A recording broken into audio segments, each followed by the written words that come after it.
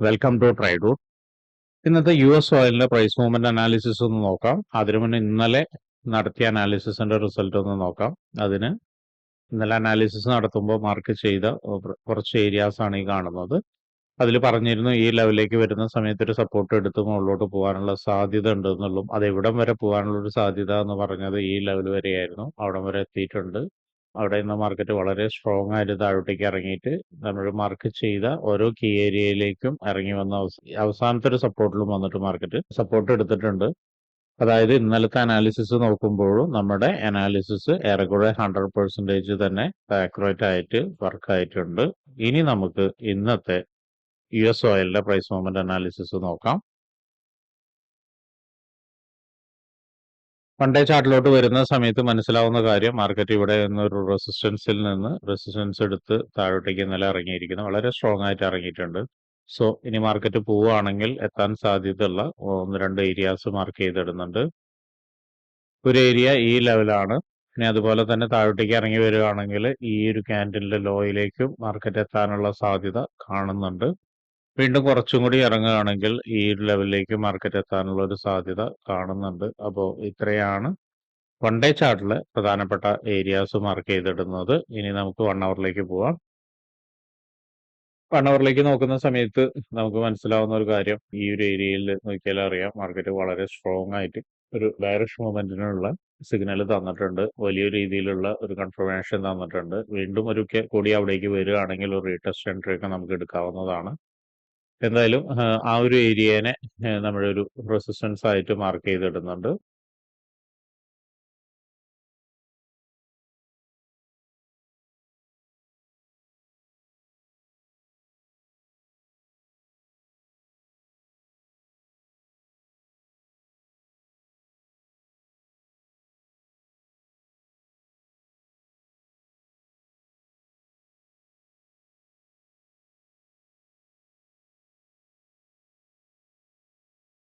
അതുപോലെ തന്നെ താഴോട്ടേക്ക് നോക്കിയാൽ കാണാം സപ്പോർട്ട് ഏരിയാസ് ഉണ്ട്. എന്തായാലും ഇതിന്റെയൊക്കെ പ്രൈസ് റേഞ്ചുകൾ നമുക്ക് മാർക്ക് ചെയ്തിടാം. ആദ്യത്തെ സപ്പോർട്ട് ഏരിയയുടെ 60847 ആൻഡ് 61260. അതിന്റെ മുകളിലുള്ളത് 62.029 ആൻഡ് 61.604. അതുപോലെ അതിന്റെ മുകളിലുള്ളത് 62.993, 62.545. ഇനി അതിന്റെ മുകളിലുള്ളത്, അതായത് മാർക്കറ്റ് ഇപ്പൊ നിൽക്കുന്ന ഏരിയയുടെ 63.933 ആൻഡ് 63.429. ഇനി അതിന്റെ മുകളിലുള്ള റെസിസ്റ്റൻസിന്റെ പ്രൈസ് റേഞ്ച് 64.530, 64.943 ആണ്.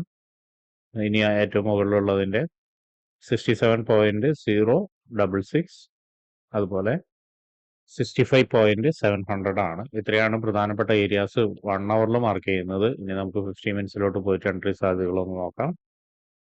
50 മിനിറ്റ്സിലോട്ട് പോകുന്ന സമയത്ത് ഇപ്പൊ കറന്റ്ലി ഈ ഒരു ലെവലിൽ ഒരു റെസിസ്റ്റൻസ് ഉണ്ട്, മൈനർ റെസിസ്റ്റൻസ് ഉണ്ട്. നമ്മൾ ഇന്നലെ വരച്ച ഒരു ഏരിയയും കൂടിയാണ്. ആ റെസിസ്റ്റൻസിന് ഒന്ന് മാർക്ക് ചെയ്യുന്നുണ്ട്. മാർക്കറ്റ് ഇതിന്റെ മുകളിലോട്ട് പോയി കഴിഞ്ഞതിന് ശേഷം ഒരു കൺഫർമേഷൻ കിട്ടുകയാണ്. കൺഫർമേഷൻ എന്ന് വെച്ചാൽ മുകളിൽ പോയി കഴിഞ്ഞാൽ നോക്കിയാൽ കാണാം ഇവിടെ നല്ലൊരു താഴോട്ടേക്ക് ഒരു മൂവ്മെന്റ് തന്നാണ്. അപ്പൊ ഇവിടെ നിന്ന് ഒരു കൺഫർമേഷൻ കിട്ടുകയാണെങ്കിൽ നമുക്കൊരു സെൽ എൻട്രി ഉണ്ട്. സെൽ എൻട്രി എന്ന് പറയുന്നത് ഇതിന്റെ താഴോട്ടായിരിക്കണം. അതായത് ഈ ഒരു ഇപ്പൊ കാണുന്ന റെസിസ്റ്റൻസ് ലെവലിനെ താഴോട്ട് ക്ലോസ് ചെയ്താൽ മാത്രമേ സെൽ എൻട്രി ഉള്ളൂ. അപ്പൊ അങ്ങനെയാണെങ്കിൽ മാർക്കറ്റ് എത്താൻ സാധ്യതയുള്ള ആദ്യത്തെ ടാർഗറ്റ് എന്ന് പറയുന്നത് ഇവിടെയാണ്.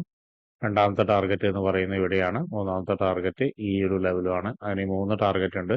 ഈ 3 ടാർഗറ്റിലും മാർക്കറ്റ് കറക്റ്റ് ആയിട്ട് വന്ന് റെസ്പെക്ട് ചെയ്ത് ഒരുപക്ഷെ മുകളിലോട്ടേക്കൊക്കെ പോകാനുള്ള സാധ്യത കാണുന്നുണ്ട്. അതായത് ഒരുപക്ഷെ ബ്രേക്ക് ചെയ്ത് വീണ്ടും മുകളിലോട്ട് തന്നെ പോകാനുള്ള സാധ്യത ഉണ്ട്. ഓരോ ടാർഗറ്റ് എത്തുമ്പോഴും അത് കൃത്യമായി നോക്കുക. അതായത് ഈ ലെവലിലേക്കും ഈ ലെവലിലേക്കും അതുപോലെ ഈ ലെവലിലേക്കൊക്കെ എത്തുന്ന സമയത്ത് ഓപ്പോസിറ്റ് കൺഫർമേഷൻ, മുകളിലേക്ക് ഓപ്പോസിറ്റ് കൺഫർമേഷൻ കിട്ടുന്നുണ്ടോ എന്നുള്ളത് നോക്കുക. ഇനി അടുത്തൊരു സാധ്യത എന്ന് പറയുന്നത് ഈ ഒരു ലെവലിനെ ബ്രേക്ക് ചെയ്ത് നല്ലൊരു കൺഫർമേഷൻ. ഇവിടെ ശ്രദ്ധിക്കേണ്ട കാര്യം, ഇവിടെ FEG ഉള്ളതാണ്. FEGയിൽ നിന്ന് താഴോട്ടേക്ക് ഇറങ്ങിയിട്ട് വീണ്ടും നല്ലൊരു കൺഫർമേഷൻ ഉണ്ടെങ്കിൽ നമുക്കൊരു ബൈ എൻട്രി എടുക്കാം. അത് ഏറെക്കുറെ ഈ ലെവൽ വരെ വെച്ചാൽ മതി. നോക്കിയാൽ കാണാം മാർക്കറ്റ് നല്ല രീതിയിൽ ഇവിടെ നിന്ന് ഒരു വീഴ്ച തന്നിട്ടുണ്ട്. അപ്പൊ ആ വീഴ്ചയിലേക്കുള്ള റീടെസ്റ്റ് ആയിരിക്കാം. ഒരുപക്ഷെ ഈ ഒരു ലെവലിലേക്ക്, ഈ ഒരു റെസിസ്റ്റൻസിലേക്കോ അല്ലെങ്കിൽ ഒരു FEGയിലേക്കോ ഉള്ള റീടെസ്റ്റ് ആയിരിക്കാം. അപ്പൊ അവിടെ ഏറെക്കുറെ ടാർഗറ്റ് വെച്ചാൽ മതി. അവിടെ നിന്നിട്ട് ഒരുപക്ഷെ മാർക്കറ്റ് ഒന്ന് വീണ്ടും താഴോട്ടേക്ക് ഇറങ്ങി ഒരു സപ്പോർട്ട് എടുത്ത് വീണ്ടും ഒരു കൺഫർമേഷൻ തരികയാണെങ്കിൽ ഇത് ബ്രേക്ക് ചെയ്തിട്ട് ഏറെക്കുറെ ഈ ലെവലൊക്കെ വരെ എത്താനുള്ള സാധ്യത ഉണ്ട്. അപ്പൊ അതും ഒന്ന് നോട്ട് ചെയ്ത് വെക്കുക. സപ്പോർട്ട് ഒരു പക്ഷേ ഇവിടെ നിന്നോ അല്ലെങ്കിൽ കുറച്ച് താഴോട്ടേക്ക് ഇറങ്ങിയിട്ടായിരിക്കും എടുക്കാനുള്ള സാധ്യത കാണുന്നത്. അപ്പൊ അതൊക്കെ എല്ലാം നോട്ട് ചെയ്തതിന് ശേഷം മാത്രം ട്രേഡ് എടുക്കാൻ ശ്രമിക്കുക.